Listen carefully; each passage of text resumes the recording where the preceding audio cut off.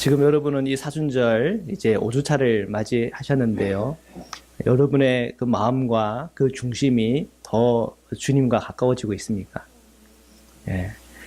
우리가 1년에 한 번씩은 꼭 있는 절기고, 또 우리가 이제 보는 이 본문들은 이제 3년에 한 번씩 이렇게 다시 이렇게 돌아오는 이 본문입니다. 우리는 이것을 계속 반복하면서 우리는 이제 주님 오시는 그날까지 우리가 이 사순절을 늘 묵상하고 생각하고 또한 우리 자신을 돌아보는 시간을 갖게 되는 겁니다. 사도 바울은 이 배움에 대한 열정이 참 많은 분이세요. 그래서 유대교 교인이면서도 또 헬라 문화 속에서 철학을 공부하고, 또한 그가 이 유대교의 이 깊은 뜻과 의미와 또한 교리들을 이렇게 배운 사람입니다. 사도 바울은 이런 배움의 열정들이 있었기 때문에 그가 알고 있는 이 지식에 대해서 굉장히 열심을 내었고, 또한 실천하는 또한 실천가이기도 합니다. 어떤 사람들은 지식은 있지만 그냥 지식이만 머물지 움직이지 않는 사람들 있죠. 그런 사람들을 보고 우리는 뭐라고 합니까? 저 사람은 입만 살았다, 이래. 입만 살았다 그래요. 그런데 이 사도 바울은 입만 사는 게 아니고 진짜로 자기의 배움과 그 가르침에 대해서 열심을 내고 또한 그것을 위해서 살았던 그런 사도였습니다. 사도행전에 보면은 이 사도 바울이 이 이방인의 사도로서 선교를 하다가 다시 이 예루살렘에 왔다가 유대인들의 이 박해를 받았습니다. 그래서 이제 붙들리게 되었죠. 아마 붙들리는 게 사실은 이제 사도 바울이 사는 이 기회가 된 겁니다. 로마의 군인들로부터 그가 유대인들의 박해로부터 보호를 받을 수 있었기 때문이죠. 그가 그를 박해하러 온 유대인들을 향해서 자기 자신을 소개하는 부분이 나옵니다. 사도행전 22장 3절인데요. 우리 함께 읽겠습니다. 시작. 나는 유대인으로 길리기아 다수에서 났고 이 성에서 자라 가말리엘의 문화에서 우리 조상들의 율법에 엄한 교훈을 받았고 오늘 너희 모든 사람처럼 하나님께 대하여 열심히 있는 자라. 예, 굉장히 열심히 있었던 사람이죠. 그가 받은 그런 배운 지식을 가지고 또한 그가 갖고 있는 이 지식의 열심을 가지고 뭘 했습니까? 복음 전하는 사람들을 박해했어요. 그죠? 그리고 죽이기까지 하고 남네를 결박하여 옥에 넘겼다. 자기 입으로 얘기하는 거예요. 지금 읽은 그 본문의 다음 절에 그런 말씀이 나와요. 우리는 여기서 사도 바울이 모세오경을 그대로 받아들이고 믿고 따르는 원리주의 유대교인이에요. 물론 헬라적인 철학을 갖고 있었지만 그런 바탕에도 불구하고 그는 원리주의 유대교예요. 그래서 자신이 믿고 있는 바와 다른 이 복음에 붙들려 있는 기독교인들을 보면서 그들은 이단이고 그들은 잘못된 믿음을 가졌고 그것은 유대교를 파괴하는 것이고 이스라엘에게 가장 나쁜 영향을 주는 것이기 때문에, 그리고 무엇보다도 예수님을 하나님으로 믿는다. 이거는 하나님을 모독하는 것이고 그렇기 때문에 당연히 그들은 죽어도 마땅하다 하는 그의 생각이 그로 하여금 움직이게 한 거예요. 우리는 무엇을 깨닫고 무엇을 믿느냐 하는 것에 따라서 우리의 몸이 움직여요. 차라리 이런 사도 바울의 어떤 믿음과 그 배움은 그냥 차라리 입으로만 했다면 죽어나가는 사람이 없고 감옥에 가는 그런 일도 없었을 거예요. 그죠? 근데 그런 사람이 움직이기 시작하니까 아주 무섭고 두려운 일들이 일어난 거예요. 그래서 우리는 오늘 우리가 가지고 있는 이 영적인 지식, 우리가 갖고 있는 이 복음, 예수 그리스도에 대한 사랑과 또한 그 십자가와 그 부활에 대한 그 믿음이 오늘 내 안에 어떤 믿음이, 그 믿음이 나를 어떻게 지금 움직이고 있고, 우리가 지금 이 말씀을 통해서 이 복음을 알고 있는 이 지식이 오늘 나를 지금 어떻게 지금 움직이고 있는지 이 사순절 5주차에 한번 우리 자신을 한번 살펴보면 좋겠습니다. 빌립보서 3장 10절입니다. 우리 함께 읽으시겠습니다. 시작. 내가 그리스도와 그 부활의 권능과 그 고난의 참여함을 알고자 하여 그의 죽으심을 본받아. 아멘. 빌립보서 3장 10절에 사도 바울은 그리스도, 그리고 그 부활의 권능, 그리고 그 고난의 참여함을 알고 싶어 했습니다. 근데 그 알고 싶다라고 할 때 그 알미라고 하는 것은 어떤 철학적인 논리와 어떤 지식적인 어떤 차원에서 그것을 연구하고 그것을 서술하기보다는 사도 바울은 이렇게 표현을 했습니다. 그것을 내가 알고자 하기 위해서, 그것을 배우기 위해서 내가 열심히 성경 연구를 했다고 한 게 아니고 그의 죽으심을 본받았다라고 했어요. 그의 죽으심을 본받았다. 이 그의 죽으심이라고 하는 것은 뭘 얘기하는 겁니까? 예수님의 십자가에서의 죽으심을 얘기하는 거예요. 이 십자가의 죽으심에 대해서 그것을 내가 연구하고 내 지식으로 쌓았다가 아니고 예수님의 그 죽으심을 본받았다는 거예요. 자, 우리는 어떻게 예수님을 알 수 있고 또한 우리는 어떻게 이 부활의 권능을 알며 어떻게 우리는 주님의 그 고난에 참여하는 그 방법을 알 수 있단 말입니까? 우리가 그 지식 안에 들어가기 위해서는 우리는 뭘 해야 되는 겁니까? 그의 죽으심을 본받아야 된다는 거예요. 어떻게, 그걸 본받는다는 게는 어떻게 하는 거예요? 흉내를 열심히 내는 거예요, 흉내를. 그죠? 흉내를 열심히 하면 내고는 거예요. 우리 아이들이 밥을 먹을 때 그 밥 먹는 거 누구 흉내 내는지 아세요? 부모 흉내를 내는 거예요. 맞죠? 그래서 그 부모가 젓가락질을 이상하게 가르쳐 놓으면 애들도 젓가락질을 이상하게 하게 되는 거죠. 그죠? 이 본받는다라고 하는 그 의미는 그분이 하는 그것을 그대로 한번 따라 해보는 거예요. 때로는 그 말투도 한번 따라 해보고 그분의 삶의 스타일 한번 따라 해보고 그분이 입는 옷도 한번 따라서 한번 입어보고 그분이 좋아하는 것도 나도 한번 좋아해보고 뭐 이런 거예요. 여러분 이렇게 젊은 시절에 팬이 돼본 적 있으세요? 여러분이 좋아하는 가수, 저는 뭐 좋아하는 가수가 없어가지고 이렇게 막상 뭐 떠오르는 사람이 없는데 여러분 뭐 조용필 좋아하세요? 뭐 나훈아 좋아하세요? 그렇게 좋아하시는 분들은 또 그런 스타일로 한번 옷 입어보고 그런 스타일로 머리 이렇게 해놓고 사람들에게 자랑도 하고 그러면서 사람들이 너 나훈아 닮았다 이 얘기 듣고 싶어하고 그런 거 있잖아요. 그게 팬 아닙니까? 이 팬들은 그 자기가 따르는 그 연예인의 어떤 그 모습을 담고 싶어 한단 말이에요. 자, 그런 것과 비슷한 거죠. 지금 이 사도 바울이 예수님을 또한 그의 부활의 권능을 또한 그 고난의 참여함에 대해서 알려고 할 때 그것은 지식적인 차원이 아니고 그분의 그 죽으심에 대해서 내가 그대로 한번 해보는 거예요. 그래서 그것을 통해서 우리가 그 지식을 알고 또한 그 깊이를 알고 그 넓이를 알자는 거예요. 주님의 이 죽으심에 대해서 그러면 사도 바울은 그것을 담기를 원했는데 이 죽으심에 대해서 서술해 놓은 데가 있어요. 그 죽으심이라는 게 그 의미가 뭔지에 대해서 서술한 게 있는데 그 로마서에 보면 그 부분들이 자세히 나와 있는데 로마서 5장 8절입니다. 자, 읽지는 않겠습니다. 로마서 5장 8절에 보면 우리가 아직 죄인 되었을 때에 그리스도께서 우리를 위해 죽으심으로 하나님께서 우리에 대한 자기의 사랑을 확증하셨다라고 그랬어요. 그러면 주님이 죽은 것은 자기를 위해서 죽은 겁니까? 엄마를 위해서 죽었어요? 자기 친한 친구를 위해서 죽었어요? 지금 이 주님의 이 죽으심이라고 할 때에 그 죽으심은 우리를 위해 죽으셨다라고 했어요.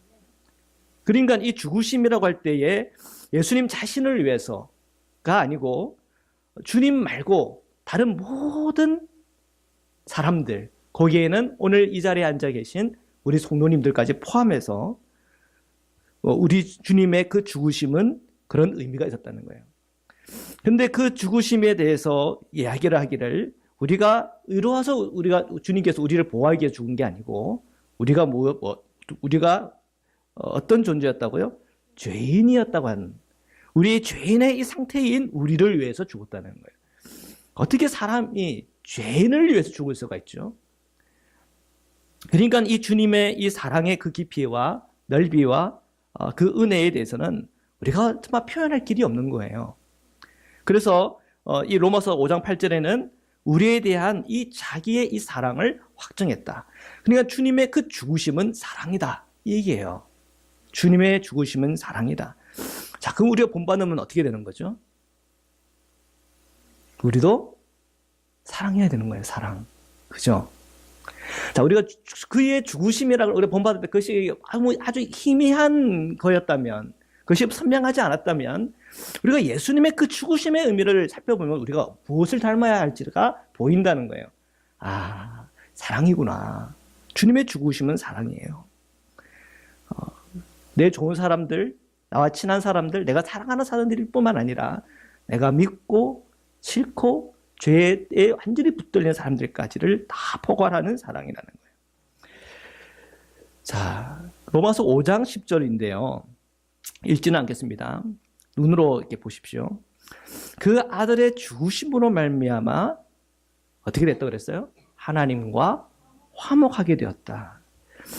주님의 이 죽으심을 통해서 하나님과 화목하게 됐다는데 누구의 관계에서 화목이 일어난 거예요? 예수님과 주님과의 문제가 있었나요? 예수님과 하나님과 문제가 있었단 말이에요? 아니란 말이에요. 나와 또한 저와 여러분과 하나님과 문제가 있었다는 거예요.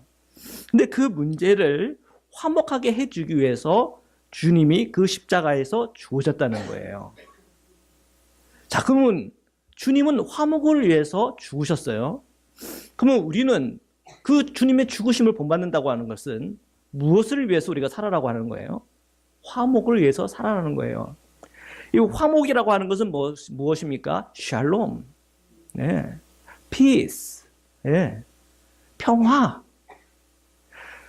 우리는 우리 가정 안에 평화를 위해서, 또한 교회 안에서의 평화를 위해서, 또한 여러분의 직장과 여러분의 삶 안에서 평화를 위해서, 여러분의 자녀들과 나와의 그 평화를 위해서 여러분 어떻게 하셨나요? 그런데 성경은 분명히 우리에게 어떤 스타일을 닮아보라고 우리에게 권합니까? 주님의 그 죽으심이라고 하는 그 십자가 그 스타일을 한번 닮아보라고 우리에게 권면하고 있어요. 그래서 그것을 우리가 닮아보지 않으면, 우리가 그것을 본받아보지 않으면 우리는 그리스도에 대한 지식을 제대로 알 수가 없어요. 주님의 그 부활의 권능을 체험해 볼 수가 없어요. 우리가 주님의 고난, 이 사순절이라고 해서 그 주님의 고난에 우리가 동참한다라고 말은 하고 있지만 진짜 그것을 참여하는 것에 대한 그 지식을 우리는 도무지 알 수 없다니까요. 그 주님의 그 죽으심을 본받아 보지 못하면, 그것을 한번 그대로 한번 해보지 못하면 우리는 그것을 알 수가 없어요. 로마서 6장 3절에서 4절입니다.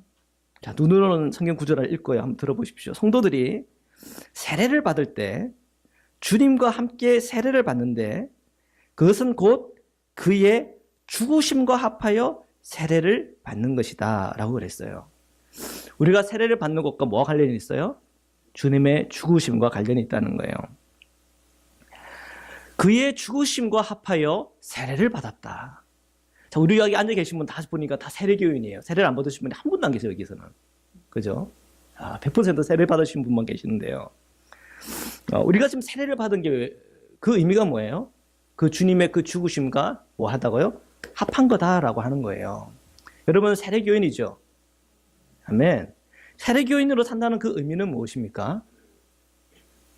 십자가에서 그가 죽으심에 대해서 늘 본받고 살아가고 그런 삶의 스타일로 살아가기로 내가 그 세례를 통해서 결심했다는 얘기예요. 그러니까 이 사순절은 누구를 위한 절기입니까? 우리 세례교인들을 위한 절기예요. 예, 세례받고 그 주님의 그 죽으심과 합하여 세례를 받은 우리가 이 사순절을 통해서 다시 한번 그 죽으심을 생각하고 또 깊이 생각하는 가운데 우리가 주님을 따른다고 하는 그 의미가 뭔지, 그 십자가의 의미가 뭔지를 깊이 생각하고 그것을 본받기 위해서 다시 한번 내 마음에 결심하고 결단하는 그런 절기라고 하는 거예요.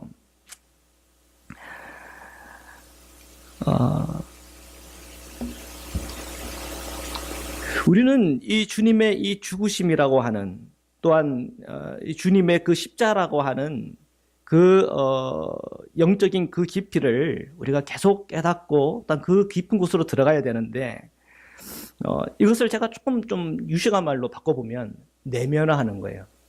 내면한다는 의미가 뭡니까? 내 마음에 있는 어떤 습관 또는 내 마음에 이것이 내 마음에 그냥 그렇게 살아가게 되는 그게 내 내면화가 됐기 때문에 그 암과 그 지식이 그대로 내 삶에서 이렇게 사라지는 그거를 얘기하는 거예요. 그걸 내면화한다는 거예요. 그것을 우리가 그 십자가의 그 은혜와 그 십자가의 의미와 예수님의 그 죽으심을 본받는 그 자체를 그냥 그것이 내면화가 되는 거예요. 우리는 많은 그리스도인들이 특히 세례교인들이 하는 얘기예요. 정말로 이게 우리에게 가능할까? 정말 그의 그 죽으심을 본받고 또한 그 십자가에서 나를 처리하고 그 죽음을 늘 생각하는 중에 우리가 하루하루 살아가는 것이 정말 가능할까? 여러분 어떠세요? 정말 가능할 것 같으세요? 아니면 안 될 것 같으세요? 아니면 될 것도 같고 안 될 것도 같으세요? 1번, 2번, 3번 중에 뭐예요? 3번이 될 것 같기도 하고 안 될 것 같기도 하고 그런 거예요? 네, 감사합니다. 여러분 굉장히 지금 발전한 거예요. 네, 우리는 벌써 반절 이상을 지금 다다른 거예요. 우리의 영적인 수준이 반 이상을 지금 온 거예요. 될 것 같기도 하고 안 될 것 같기도 한데 이제는 되는 쪽으로 가야 되는 거예요. 이 사순절을 지나면서 되는 쪽으로 가는 거예요. 되는 쪽으로. 저의 어떤 신앙과 또 목회에 있어서 많이 저를 이끌어 주신 목회자가 한 분 계세요. 유기성 목사님이신데요. 산업목적에서 인턴 전도사에 있을 때 그때가 한 2005년에서 2007년 그 사이에 있었거든요. 그때 이제 처음으로 이 영성일기에 대해서 도전이 왔고 또한 영성일기를 위해서 그 기반이 될 수 있는 어떤 그 책들을 읽고 그것을 준비하는 그런 이제 그 어떻게 보면 시발점이죠. 이제 그 영성일기를 이제 이렇게 시작을 하기 시작했는데 그 영성일기를 시작한 그 이유가 여기에 있는 거예요. 우리가 어떻게 365일 24시간 주님과 동행할 수 있을까? 주님과 동행한다는 의미는 날마다 그의 죽으심을 본받아 살아갈 수 있을까? 그것과 그대로 연결이 되는 거예요. 어떻게 하면? 그래서 이제 이 일기를 쓰다 보면 매일 내가 이제 그 생활에 좀 찔리는 것들을 이제 써요. 그래서 내가 그날 부부싸움을 했다. 그래서 말을 안 했다. 근데 가만히 생각해 보니까 주님이면 어떻게 했을까? 주님께서 나와 함께 하고 있는데 이걸 어떻게 하면 좋을까? 미안하다라고 얘기하고 용서를 구하라고 하는가 보다. 가서 했더니 아내가 용서해줬고 나를 위해서 기도를 해줬다. 야, 은혜롭죠? 예. 이렇게 흘러가는 거예요. 영성일기는 이렇게 흘러가는 거예요. 예. 오늘 나는 텔레비전을 봤다. 텔레비전 너무 재밌어가지고 3시간을 연장 TV만 봤다. 그런데 주님이 나를 막 마음을 찌르게 만들었다. 성경도 봐야 되는데. 그래서 오늘 큐티를 내가 했다. 내 마음에 기쁨이 있었다. 내일은 TV보다 먼저 큐티를 먼저 하자. 이러면서 이렇게 다 끝내는. 은혜롭죠? 예, 이런 거예요. 이런 식으로 매일 이렇게 하다 보면은 매 순간 내 생활적인 어떤 내 모습 속에 주님 보시기에 좀 부끄러운 부분들은 점점 줄여나가고 계속 이제 주님의 임재 안에 이렇게 들어가는 거예요. 그러다 보면 이제 이 영성일기를 이제 뭐 3개월, 6개월, 1년 이렇게 지나가다 보면 이제 나와 주님과 이 친밀한 이 깊이들이 계속 이렇게 달라지는 것들을 이렇게 느껴요. 그게 이제 영성일기의 핵심이에요. 여러분 다 한번 해보시겠어요? 저도 사실 6개월 해보고 기법했어요. 왜냐면 시간이 너무 많이 걸리는 거예요. 이걸 어떻게 표현을 해야 되고 이런 내 감정을 어떻게 표현, 그럼 그것도 해야 되고 또 큐티도 해야 되고 설교 중인데 이게 일이 굉장히 막 많아지다 보니까 어떤 그 유 목사님은 도전하기를 한번 이제 꾸준히 그걸 하면서 그걸 교인들과 나눠보라 그랬는데 이게 나누기도 좀 부끄러운 것도 많고 그러다 보니까 이게 약해지는. 근데 이 영성일기가 어떤 그분의 어떤 영적인 성장에 맞는 분들은 한번 해보면 좋을 것 같아요. 네. 그거는 이제 제가 보니까 이제 평소에 일기를 좀 쓰는 습관이 있는 분들은 참 좋아요. 그것을 일기를 이제 영성일기로 쓰면 되죠, 그냥. 그다음에 큐티 하시는 분들은 큐티하고 그 밑에다가 내 삶을 한번 이렇게 써보면 되는 것 같아요. 그러면 이제 큐티하고 영성일기하고 조금 이게 이렇게 조합이 이루어지는 것 같은데, 어떤 글을 쓰고 내 자신을 좀 내면을 좀 깊이 생각하는 분들은 그건 참 좋은 방법입니다. 이런 방법도 있어요. 우리가 주님을 닮아가고 그 십자가, 나의 주님의 그 죽으심을 내 안에 내면화하고 그 영적인 그 깊은 곳에 내가 들어가는 그 영적인 도구들 중에서는 이 영성일기가 있어요. 그럼 그것만 있나? 아니요. 여러분, 글을 잘 못 쓰는 분들에서 제가 또 소개해 드릴 게 있어요. 교부들의 삶을 이렇게 들여다보면 이 예수의 기도를 하신 분들이 계세요. 이 예수의 기도는 전에도 한번 제가 소개를 해드렸는데, 한번 따라해 봅시다. 주님, 불쌍히 여겨주시옵소서. 다시 한번 해봅시다. 주님, 불쌍히 여겨주옵소서. 예, 긍휼을 구하는 거예요. 예수님, 저를 불쌍히 여겨달라고. 계속. 예. 뭐, 이게 좀, 이게, 난 불쌍하지도 않은데, 자꾸 이게 그냥, 주님, 사랑합니다. 이것도 괜찮아요. 주님, 사랑합니다. 우리의 어떤 거룩한 어떤 기도문을 하나 만들어서 그것을 매일 해보는 거예요. 그래서 여러분의 생각 속에서 뭐 TV를 보면서도 주님, 사랑합니다. 예. 그 다음에 덕설을 하면서도, 뭐, 일을 하면서도 모든 자리에서 주님 사랑합니다. 특별한 뭐 다른 기도가 없을 경우에는 그거에 딱 내가 붙들려 있는 거예요. 그래서 그것을 계속 이것을 기도하다 보면은 나중에는 호흡을 할 때 이것이 내 호흡이 아니라 기도가 된다는 거예요. 그래서 주님, 내쉴 때 사랑합니다. 주님, 사랑합니다. 이게 하다 보면 나중에는 호흡이 그냥 주님을 향한 사랑으로 이렇게 가득 차게 되는 그런 어떤 영적인 깊이를 경험한대요.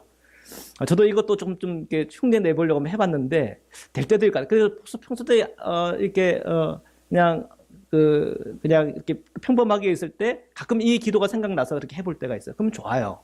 근데 이것을 꾸준히 매일 한다는 건 쉽지가 않아요. 근데 이렇게 하다 보면은 또 굉장히 우리의 영적인 그 깊이가 깊어지는 건 분명해요. 장점은 뭡니까? 뭔가를 글을 안 써도 된다고 하는 장점. 네, 그런 장점이 있어요. 그럼 다른 건 또 뭐 없습니까? 있어요. 그냥 기도를 하는 거예요, 우리가. 기도를 하는 거예요. 우리가 시간을 정해서 기도를 하는 거예요. 새벽에 기도 하러 나오고, 그리고 수요일 날, 금요일 날 우리에게 주어진 그 모든 기회가 있으면 교회에 와서 우리 함께 이 불을 지피면서 함께 기도하는 것 좋아요. 이게 힘들 경우에는 내 골방에서 20분 정도 시간을 딱 내가지고 이렇게 기도하는 거예요. 정말 근데 그 기도를 할 때는 진짜 기도하는 게 중요해요. 근데 기도를 할 때 중요한 것은 깊이 기도해야 돼요. 제가 기도의 깊이 해서 제가 한번 그 표를 만들어 봤어요. 기도 또는 영성의 깊이라고 이렇게 표를 만들어 봤는데, 우리 인간은요, 기본적으로 오감이 있잖아요. 그죠? 오감이 뭡니까? 보고, 냄새 맡고, 귀로 듣고, 맛보고, 또 촉각, 느끼고 하는 그런 거죠. 그런 오감이에요. 우리가 기도를 할 때에 우리의 주변의 환경도 참 중요한 것 같아요. 여기 산속에서 기도해 보셨어요? 새소리 듣고 뭐 물소리 막 지나가면서 그게 기도할 때 하고, 집에서 아래층에 이렇게 애들이 막 싸우고 막 TV는 막 틀어져 있고 그래서 기도하는 거하고 분위기가 비슷할까요, 다를까요? 확실히 다르죠. 그죠? 또 교회에서 기도하는 것하고 여러분의 시끄럽고 바쁜 그 직장에서 기도하는 거하고 같을까요, 다를까요? 다를 거란 말이에요. 그러니까 우리는 어째서 우리 인간이기 때문에 우리는 오감이라고 하는 게 있어요. 그렇기 때문에 그런 이제 어떤 그 차이점도 느끼게 되는데, 우리가 성만찬, 이건 참 우리가 이 오감을 생각해 보면 참 멋있는 그거예요. 우리가 직접 와서 그것을 뜯어가지고, 그죠? 그럼 촉각으로도 느끼잖아요. 또한 포도 그 즙에 있는 그 냄새도 한번 맡아보고, 그걸 맛보면서, 그걸 먹으면서 그것에 대한 그 주님과의 연합을 생각하면서 깊이 들어가잖아요. 그죠? 오늘도 하겠지만, 이것은 지금 이 성만찬에 대한 이 오감에서 끝나면 어떤 사람은 먹고, 맛있다. 먹고, 이런 냄새가 나? 그러면서 그냥 끝나는 분도 계세요. 그건 뭐예요, 지금? 이 영성에 있어서 그냥 오감에서 끝난 거예요. 그죠? 근데 그것이 내가 깊은 묵상과 생각, 이것이 주님의 몸이지, 이게 주님의 보혈이지, 그러면서 그것을 내 감정에서 느끼면서, 이것은 내가 감동이 되구나. 그럼 그러다가 눈물 흘릴 수 있어요. 그죠? 그러다가 그것을 더 깊이 생각하는 중에 내가 주님의 어떤 그 몸을 내가 환상 가운데 볼 수도 있고, 내 안에 어떤 상상 속에서 그 주님을 그려볼 수도 있고, 그뿐 아니라 그러한 삶에 대한 나의 앞으로의 삶까지도 한번 내다볼 수 있는 더 깊은 곳이 있고, 그러다 보면 성령의 터치가 있을 수도 있단 말이에요. 어떤 사람은 성만찬 받다가 치유받는 사람들도 있어요. 또 성만찬 받다가 그냥 그 깊은 영적인 세계로 들어가시는 분도 계세요. 모든 이 기독교의 이 영적인 도구들은 그 깊이들이 있어요. 우리 기도도 마찬가지. 우리 기도도 이 오감을 지나가야 돼요. 아무리 소음이 많은 데에서도 우리가 기도하다 보면, 기도에 몰입하다 보면 그 소음이 내게 그 방해가 안 돼요. 그리고 내 안에 이제 생각이 이제 하잖아요. 주님 사랑합니다부터 시작해서 뭐 이렇게 생각하다가 이제 이것저것 막 기도를 하잖아요. 근데 이 생각이라고 하는 것에만 맴도는 사람들도 있지만, 이 생각 속에서 그것이 내 감정을 터치하는 경우가 있어요. 예. 그래서 그 터치까지 하는 게 이게 내 생각의 흐름대로 기도하는 거예요. 그런데 그것을 지나서 이제 영적인 흐름으로 들어가는 경우가 있는데, 그것은 그때부터 내 기도가 아니에요. 나 중심적인 기도가 아니고 정말 주님이 이끄는 대로 기도가 들어가는 거예요. 그 어떤 그 느낌은 기도를 해봐야 그걸 느껴요. 예. 이걸 아무리 우리가 들어도 그거를 우리가 하는 게 진짜 내가 기도를 해보는데 이런 걸 느껴봐야 돼요. 그러다 보면은 그 직관을 넘어서 어떤 영적인 곳으로 깊이 들어가다 보면 거기에 이제 환상도 이렇게 보게 되고, 뭐 방언을 받기도 하고, 또한 계시 같은 그런 부분들이 내한테 열리기도 하고. 근데 그것도 우리의 기도에 있어서 중요한 게 아니에요, 사실은. 오히려 그것 때문에 미혹받는 사람들도 있어요. 더 깊은 곳은, 가장 깊은 곳에는 뭐가 있냐면 바로 우리 주님, 부활하신 그 주님과 나와의 연합이에요. 그 연합 안에 들어가야 사람이 굉장히 겸손해지고, 정말 나 중심적인 사람이 아니라 정말 주님 중심적인, 정말 그 이타적인 사랑, 정말 주님께 우리에게 보이는 그 사랑을 정말 실제적으로 하면서 살아가는 그런 삶이 돼요. 그러니까 우리 많은 그리스도인들이 사실은 이 기도가 약합니다. 그냥 송치의 기도에서만 끝나요. 그런데 그게 아니라 그게 더 깊은 곳에 들어가서 주님을 맛보고 주님을 체험하고 경험하는 그런 기도의 깊은 곳으로 들어가야 돼요. 그러니까 우리가 주의 죽으심을 본받는다라고 할 때, 그것이 우리의 어떤 영적인 우리의 삶에 있어서 얼마나 우리가 깊은 곳으로 들어가야 되는지, 이 표층이라고 하죠. 우리 보이는 이 층에서만 머무는 게 아니라 깊은 심층으로 내려가야 되는지에 대해서 우리가 마음을 열어야 돼요. 우리가 찬양할 때도 어떤 사람은 맹숭맹숭 찬양을 하는데 어떤 사람은 눈물을 흘리고, 또한 그러는 것 가운데 깊은 주님의 임재를 체험하고 경험하는 사람들이 계시다니까요. 사랑하는 우리 성도 여러분, 우리 깊이 들어가기를 축복해요. 그래서 그의 죽으심을 본받는다고 하는 그 의미가 얕은 게 아니란 말이에요. 우리 기독교에서 굉장히 깊은 영적인 세계예요. 저는 이 영적인 이 깊은 세계를 우리가 다 함께 체험하기를 바라는 거예요. 빌립보서 3장 11절입니다. 함께 읽겠습니다. 시작. 어떻게 해서든지 죽은 자 가운데서 부활에 이르려 하노니. 아멘. 어떻게 하든지 해서든지 죽은 자 가운데서 부활에 이르려 한다. 지금 사도 바울은 주님의 그 죽으심에서부터 이제 이 부활이라고 하는 이 목표점과 연결하고 있어요. 여기서 부활이라고 하는 첫 번째는 예수님의 부활이에요. 그죠? 두 번째는 이 예수님의 부활처럼 나도 그 부활에 동참한다는 의미예요. 그러니까 우리는 이 부활이라고 하는 것은 예수 그리스도의 그 생명을 통하여 소망이 열리고, 그 생명을 통해서 나의 변화를 느끼고, 그 생명을 통해서 나에게 기쁨이 있고 환희가 있고 은혜가 있는 것과 동시에, 이 부활이라고 하는 것은 내 미래에 나에게 올 그 축복이기 때문에 그 부활은 나에게 표대가 되고, 그 부활은 나에게 소망이 되고, 그 부활을 향해 내가 열심히 하여 나아가야 되겠다라고 하는 나의 이 최종적인 목적지하고도 관련이 되어 있다는 거예요. 그래서 우리가 그의 죽으심과 이 부활이라고 하는 것을 사도 바울이 한 선으로 연결하고 있다는 것, 그것을 우리가 집중해서 볼 필요가 있습니다. 사도 바울은 다른 사도들하고 좀 다른 점이 있어요. 다른 사도들은 예수님의 이 공생애를 함께 했고, 또한 예수님의 그 십자가에 대해서, 죽음에 대해서 그들은 다 알고 있었고 보았고, 그죠? 그리고 그 예수님이 부활하셨을 때에 직접 그 몸을 봤어요. 그죠? 사도 바울도 봤습니까? 아니라는 거예요. 사도 바울은 아니라는 거예요. 사도 바울은 어떻게 예수님을 믿게 됐고 사도가 됐어요? 기독교인들을 핍박하고 또 핍박하려고 또 막 가다가 이 다마섹 도상에서 예수님을 체험하고 경험한 거예요. 영적인 체험이에요. 맞죠? 네, 영적인 체험을 한 거예요. 그러니까 저희와 사도 바울하고 이 배경이 비슷해요. 여러분들도 사도 바울처럼 어떤 영적인 체험 때문에 휘파락 해가지고 다 교회 나오고 예수 믿는 거 아닙니까? 제일 불행한 사람은 그냥 모태신앙인 것 같아요. 저같이. 저는 그런 분명한 이런 저의 이 터닝 포인트는 모르는 상태에서 그냥 교회를 그냥 습관처럼 그냥 이렇게 젖어 들어갔기 때문에 그 바울이 느꼈던 어떤 그런 회심들은 제가 체험해 보지는 못한 것 같아요. 아무래도 후에는 체험했지만 이 모태신앙으로서 태어나자마자 그런 체험이라는 게 없잖아요. 그런데 참 감사한 게 요한복음 20장에 보면은 이 도마가 의심하는 장면이 나오잖아요. 그때 주님이 이렇게 얘기해요. 도마한테 내 손가락을 이리 내밀어 내 손을 보고 또 내 손을 내밀어 내 옆구리를 놓아봐라. 그리고 믿음 없는 자가 되지 말고 믿는 자가 되라. 요한복음 20장 29절에 너는 나를 본고로 믿느냐? 보지 못하고 믿는 자들은 복되다. 네. 사도 바울이 바로 복된 사람 중에 한 명이에요. 아니, 환상 중에 봤잖아요. 여러분은 환상 중에 안 보셨어요? 예. 아직 못 보신 분들이 계시군요. 기도를 좀 깊이 한번 해보시기를 축복합니다. 예. 기도를 깊이 하다 보면, 또한 우리가 찬송을 깊이 하다 보면, 말씀을 깊이 읽다 보면은 터치가 있어요. 근데 그 터치라고 하는 것은 단순히 우리의 감정적인 움직임 말고 그 감정적으로 내가 눈물을 흘리고 애통해하고 하는 더 깊은 곳에 있어요. 어떤 분들은 그런 것들을 경험하신 분들은 굉장히 뜨거운 신앙인들이 되시더라고요.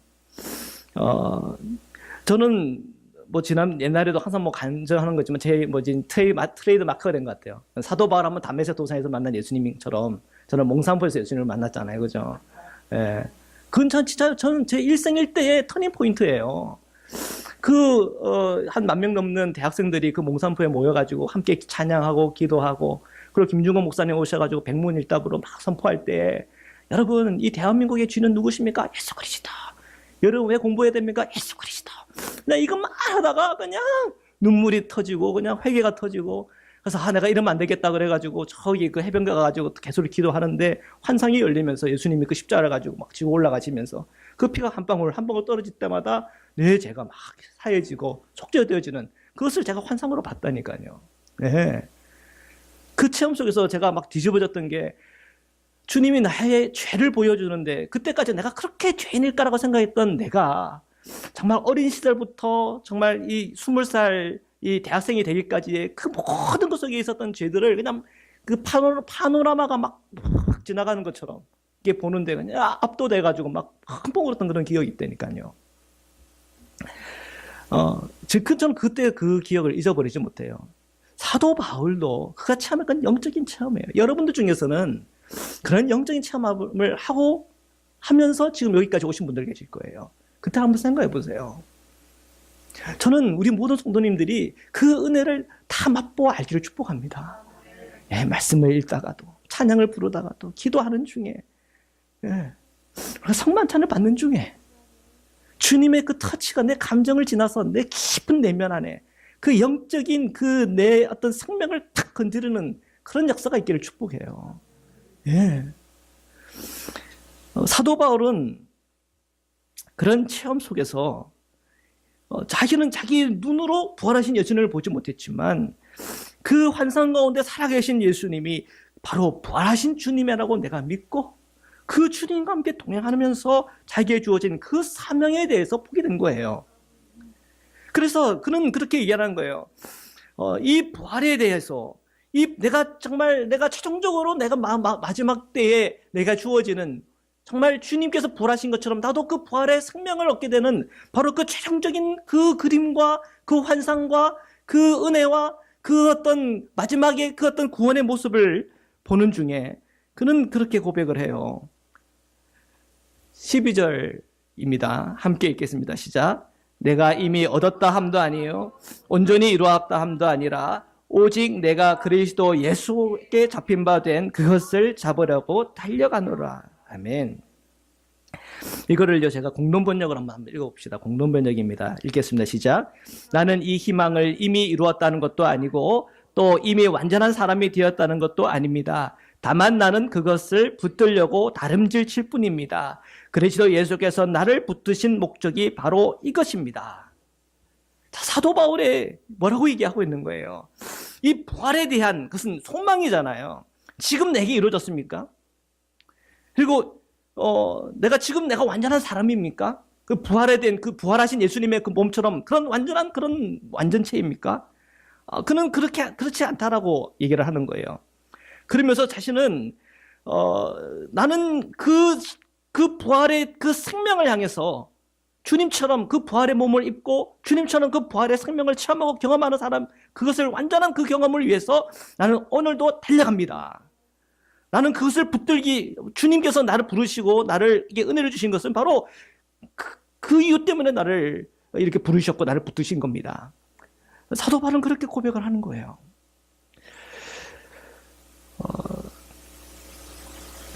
13장과 14절인데요. 함께 읽겠습니다. 시작. 형제들아, 나는 아직 내가 잡은 줄로 여기지 아니하고 오직 한 일, 즉 뒤에 있는 것은 잊어버리고 앞에 있는 것을 잡으려고 표대를 향하여 그리스도 예수 안에서 하나님이 위에서 부르신 부름의 상을 위하여 달려가노라. 아멘. 여러분은 어떠세요? 지금 이 사순절이 이제 지나면 2주가 지나면 이제 부활절이 와요. 자, 여러분, 이 부활절을 생각하면서 이 부활에 대한 예수님의 그 부활뿐 아니라 나의 그 부활을 생각하면서 그것이 내게 자극이 되어서 내가 주님의 그 죽으심을 본받아 나가고자 하는 그런 열망이 내 안에서 깊이 있게 타오르기 시작하십니까? 아멘? 좀 더 크게 아멘? 예. 예. 믿음으로 선포하십시오. 예. 왜냐면 그것이 중요한 거예요.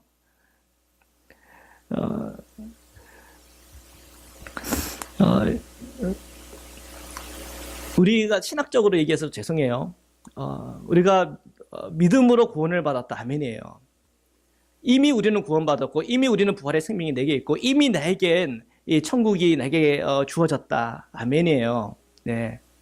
근데 이 믿음 때문에 내가 주님의 그 십자가, 주님의 그 죽으심을 담고 그 죽으심을 내가 주님의 그 스타일대로 내가 살아야지 하는 그런 열망들이 여러분의 그 믿음 때문에 그 열망이 안 일어난다고 한다면 문제 있는 거 아니에요? 어떻게 생각하세요? 사도 바울이 뭐 믿음이 없는 사람입니까? 아니라는 거예요. 사도 바울도 믿음이 있어요. 근데 사도 바울은 이 부활에 대해서 이미 내게 주어진 그 부활의 생명과 은혜에 대해서 그는 알아요. 그렇지만 2가지 얘기를 하는 거예요. 이미 내게 받은 하나님의 구원과 역사와 은혜가 있다. 그러나 아직 내가 달려가야 될 길이 있다고 하는 것을 봤다는 거예요. 오늘 우리 그리스도인들의 문제는 그거예요. 이미 받은 것만 생각하지 아직 내게 받지 않고 이루어지지 않았던 그 길을 향해서 내가 정말 주님의 그 죽으심을 본받기 위해서 애쓰고 노력하며 달려가는 것이 우리에게 부족하다는 거예요. 주님의 은혜가 모자라기 때문에 부족한 겁니까? 주님의 말씀이 뭔가 문제가 있기 때문에 부족한 거예요. 왜 그리스도인들이 이 세상을 살아가면서 사상 사람들에게 진단을 받고 왜 우리 그리스도인들이 좀 더 이타적인 삶의 모습으로 화해를 위하여 화평을 위하여 살아가는 그 삶에 있어서 자꾸만 우리가 넘어집니까? 주님의 복음에 문제가 있는 겁니까? 주님의 은혜가 문제가 있는 겁니까? 주님의 십자가가 뭔가 문제가 있는 거예요? 아니라는 거예요. 오늘 이 사도 바울이 붙잡은 이 복음은 이미 내게 누려졌지만 아직 나에게는 이 부활이 오지 않았고 아직 이 부활을 향하여 나가기 위해서 그 완전한 그 연합을 향하여 나가기 위해서 나는 오늘 내가 달려갑니다. 달려갑니다. 그에는 그런 긴장감이 있었어요. 우리는 구원받았다, 기쁘다, 감사하다 거기에 끝나는 것이 아니고 이미 나에게 부활이 있고 구원이 이것이 아니고 우리는 사도 바울의 그 마음처럼 아직 내게 임하지 않은 바로 그 나라와 그 생명과 그 은혜를 향하여서 그 온전한 주님과의 연합을 향하여서 우리가 오늘 달려가야 될 그 길이 내게 있다라고 하는 아직 내게는 남아있는 그 내 안에 추구하고 달려가야 될 것이 있다고 하는 그 분명한 우리의 사명에 대해서 눈이 열려야 되는 거예요. 우리의 사명은 무엇입니까? 가장 기본적인 것은 그의 죽으심을 본받는 거예요. 전도 열심히 하는 일, 봉사하는 일 다 좋아요. 근데 그게 내 앞에 있는 게 아니에요. 그럼 표충에 머무는 표충. 예. 그의 죽으심이 앞에 있어야 돼요. 그의 죽으심을 통과하는 가운데 봉사도 되고, 그의 죽으심에 통과하는 가운데 우리 전도도 있고, 그의 죽으심을 통과하는 가운데 우리의 헌신과 우리의 삶이 사리가 있어야 그것을 통해서 예수 그리스도의 십자가의 복음이 전파되고 그 생명의 복음이 전파되는 거예요. 오늘 이 빌립보서는 오늘 우리에게 분명히 얘기하는 거예요. 우리는 이미와 이 아직이라고 하는 이 두 가지의 이 영적 감각을 가지고 균형을 잡아야 돼요. 어떤 분들은 구원의 확신이 없는 분들이 계세요. 그런데 그분들은 뭘 강조해야 되겠어요? 이미 받은 구원에 대해서 얘기를 해야 돼요. 구원은 받았는데 이상하게 살아가는 사람들이 있어요. 사람 상처 주고 아프게. 아직이라고 하는 관점에서 그들에게 선포하고 도전해야 돼요. 성령은요, 오늘 우리에게 이 두 가지의 영적 감각을 그대로 우리에게 전해주고 있는 겁니다. 사랑하는 성도 여러분, 오늘 우리에게는 부름의 상이 있습니다. 그 부름의 상을 향하여 오늘 우리에게 주어진 그의 죽으심을 본받는 그 은혜 안으로 다 함께 들어가기를 주님의 이름으로 축복합니다. 우리 함께 기도드리겠습니다.